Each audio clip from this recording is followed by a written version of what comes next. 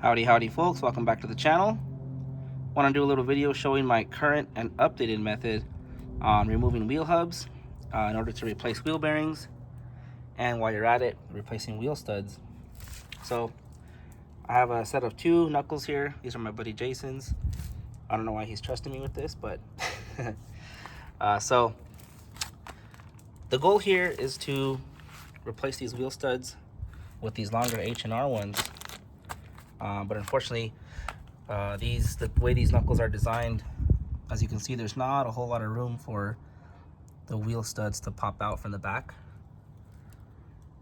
Usually what I do is I grind this area here and then pop them out, but at the amount of material it's going to require to remove, it's just sort of not worth the headache. So wheel bearing replacement it is, and the first part to do that is to remove the wheel hubs. So shout out to my buddy Chris Lum once again. He put me onto this press tool, this little press accessory, which has come in handy for a lot of press jobs that I've done. So here's the configuration for, these are DC2 knuckles, so it'll work for EK knuckles, same thing. So we're going to use 3 mounting points. 1, 2, 3. I should say press points. So these 3 here, and then if you want to just copy my homework and buy this tool, here's that configuration. Take a screenshot. 1, 2, 3. Okay. And then, so yeah, we'll go ahead and get started here.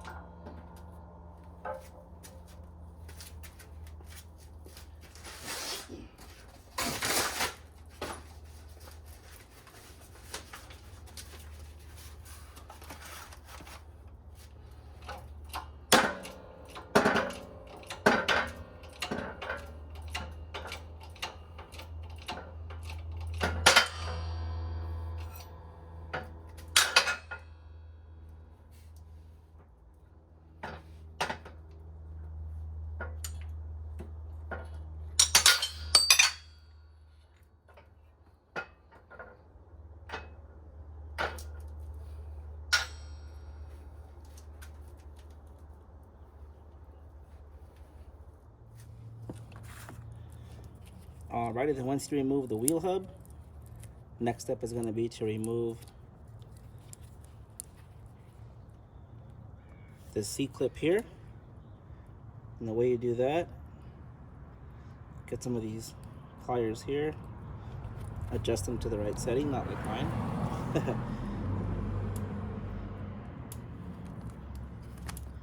And then if you get lucky, you get it on the first try. Careful they don't go flying, because they will go flying.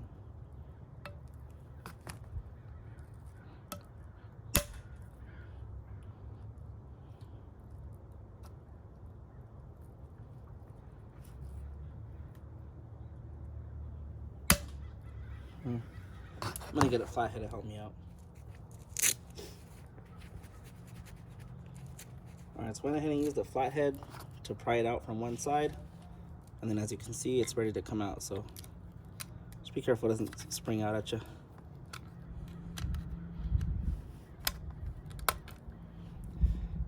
There it is.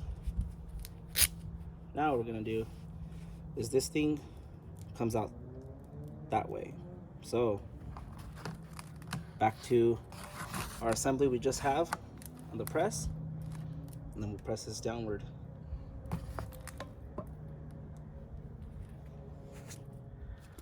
Alright, so here's my setup for removal here.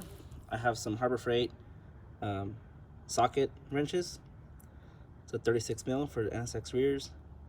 As you can see, it's kind of have a beveled edge to mate perfectly inside there, and then just use this as a cap for the press to have something to press onto. Alright, so here's a look at our final setup to press out that bushing, the inner race, or what is it, outer race, I'm sorry. So got the socket as mentioned. I have one of these flat, it's like for a rear trailing arm for the wheel hubs. and then just a random bushing from an NSX. So yeah, and then make sure your points are all nice and secure, nice and aligned. You want this nice and flat as well, that way you're pressing directly flat and not cockeyed, stuff like that. So, and I do have some cardboard under here because when this comes out, you may hear a really loud bang and you don't want to mess up any of your stuff.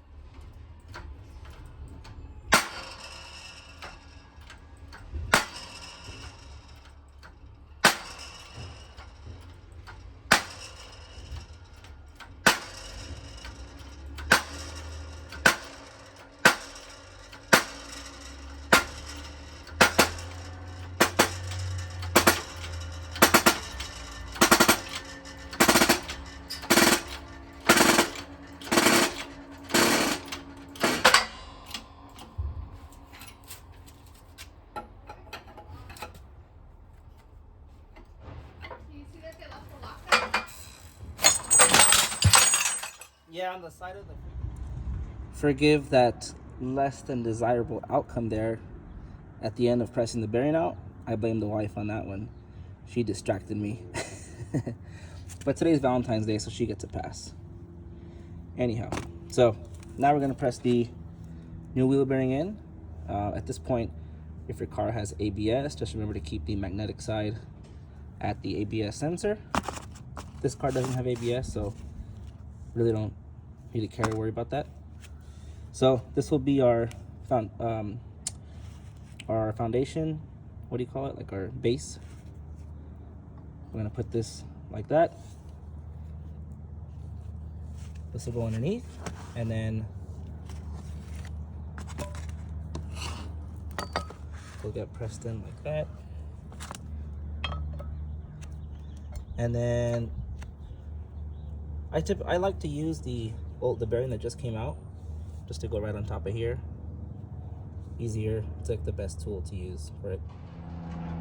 Alrighty, so here's our press setup. We have the base as described earlier. This is what I use for trailing arm bushings, by the way.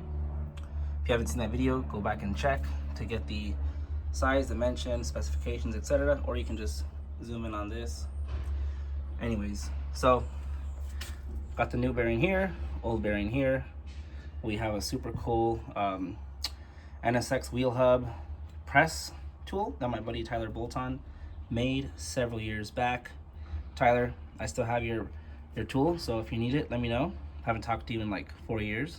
Miss you, buddy. Anyhow, so we'll go ahead and press this guy in. You want to turn it up? That's for right now. Go over there. Go over there. Back it up. Back it up like a talking chart. Look to your left. Look to your right.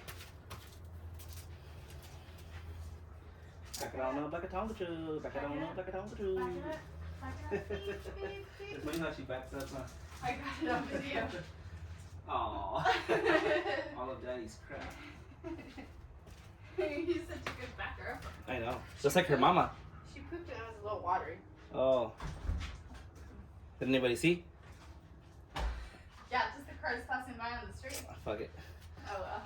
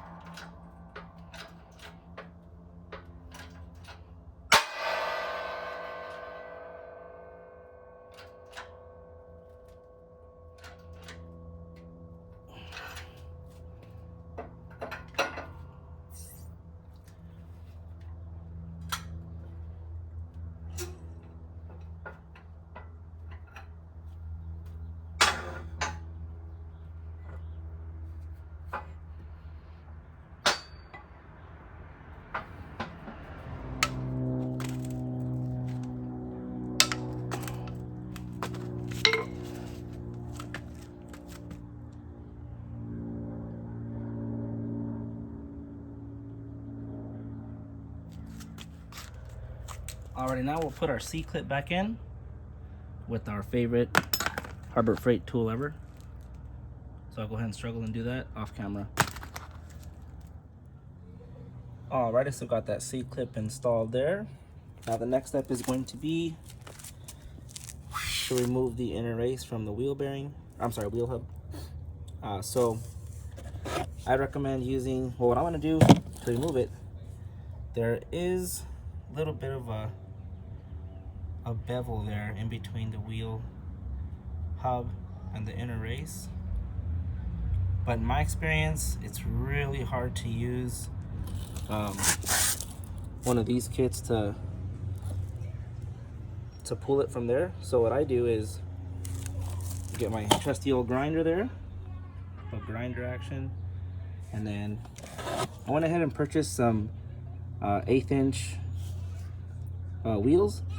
I always have 16th inch on hand, but the cut is so small that this tool here has a hard time sort of clamping into it. So went ahead and got these 1/8 inch thickness wheels, and then I'm gonna go ahead and go to town. All right, so here we have our 2 cutouts on each side of the inner race. That'll zoom in. Let's see.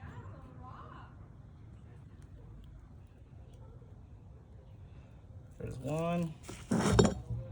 On the other side, same thing. So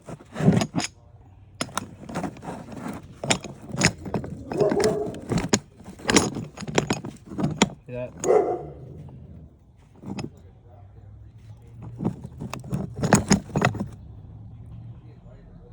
Perfect. And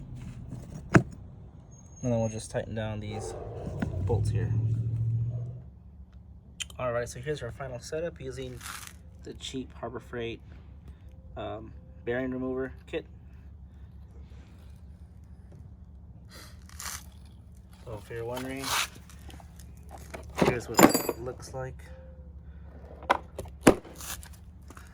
So then we'll just use our 17mm Ooga Dooga and remove the inner race.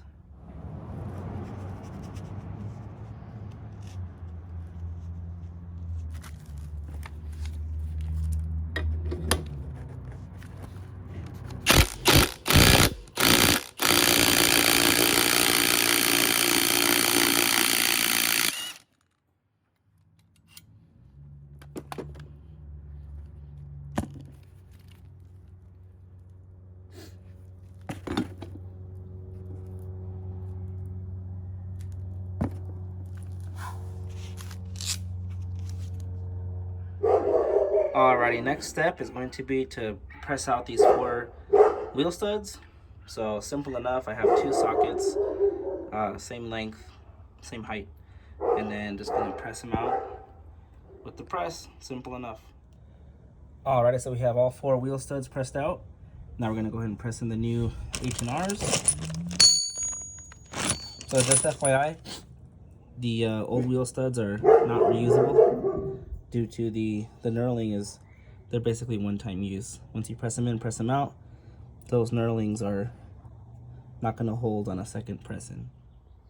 All right, so pressing in the studs, pretty much same as removal.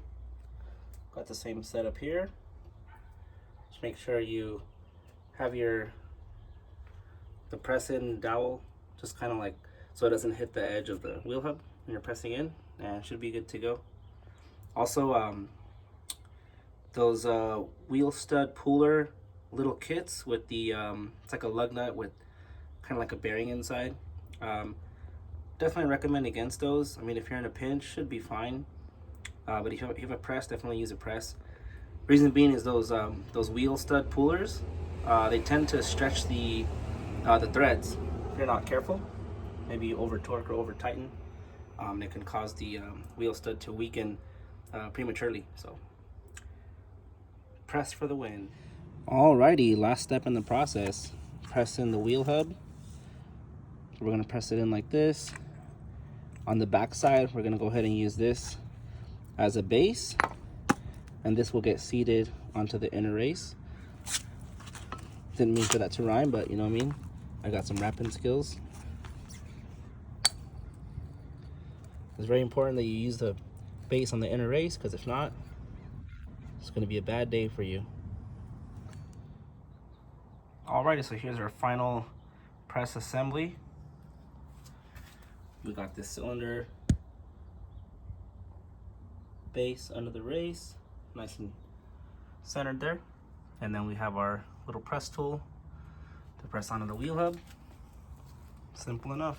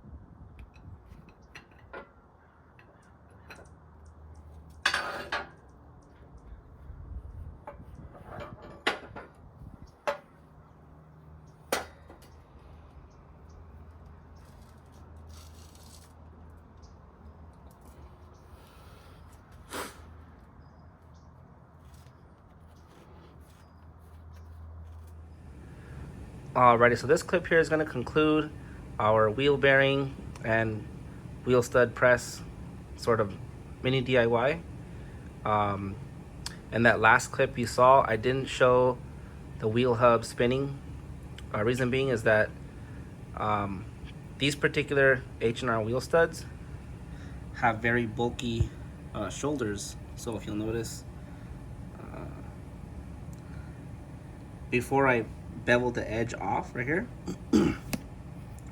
the shoulders are pretty much square. So what happened was, when I pressed on the wheel hub onto the knuckle assembly, because the shoulders are so square, it was interfering with the wheel hub, or I'm sorry, with the knuckle itself. So the previous studs that were installed on this assembly were the ARPs, and they actually have beveled edges on the wheel studs. So because these don't, I went ahead and took an angle grinder and just made my own beveled edges. That way, once we're done, this will spin freely and we'll be at 100%. Thank you guys for watching.